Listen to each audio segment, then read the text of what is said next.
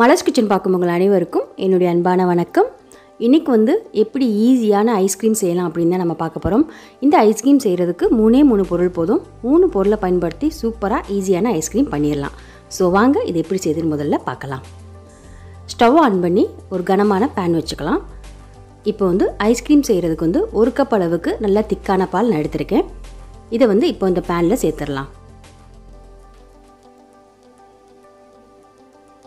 அப்புறம் 1/2 கப் அளவுக்கு சர்க்கரை இது கூடவே சேர்த்துக்கலாம். 1 கப் அளவுக்கு பால், 1/2 கப் சர்க்கரை சேர்த்துட்டு இது கூடவே 1 டேபிள் ஸ்பூன் அளவுக்கு கார்ன்ஃப்ளவர் சேர்க்குறேன். இப்போ எல்லாத்தையும் நல்லா கரைச்சி விட்டுக்கலாம். சர்க்கரை நல்லா கரையணும், அதனால எல்லாத்தையும் நல்லா தொடர்ந்து மிக்ஸ் பண்ணி விட்டுக்கலாம்.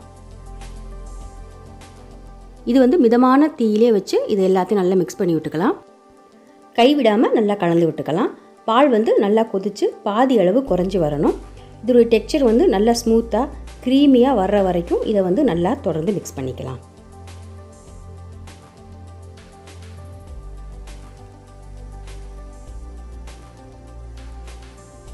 இப்போ பார்த்தீங்கன்னா தெரியும், பால் கொஞ்சம் வத்திருச்சு, நல்லா திக்காக வர ஆரம்பிச்சிருச்சு.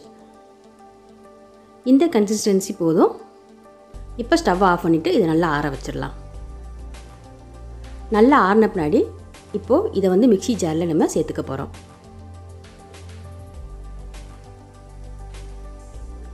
சேர்த்துட்டு இது கூடவே 1/4 கப் அளவுக்கு பால் பவுடர் சேர்க்குறேன். அப்புறமா 1 டீஸ்பூன் அளவுக்கு வெண்ணிலா எசன்ஸ் சேர்த்துக்கலாம். இதை எல்லாத்தையும் ஒரு 2 நிமிஷம் கைவிடாமல் மூடி வச்சு அரைச்சிக்கலாம்.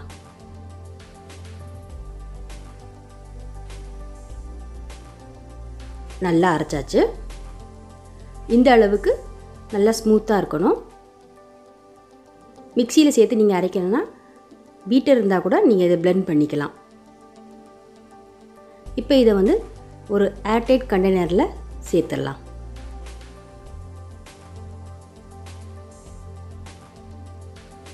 சேர்த்துட்டு இதை மூடி வச்சு ஒரு 7லேருந்து 8 மணி நேரம் ஃப்ரீசரில் வச்சிடலாம்.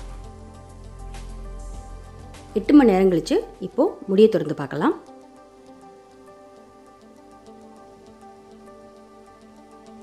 சூப்பராக வெண்ணிலா ஐஸ்கிரீம் ரெடி ஆயிடுச்சு.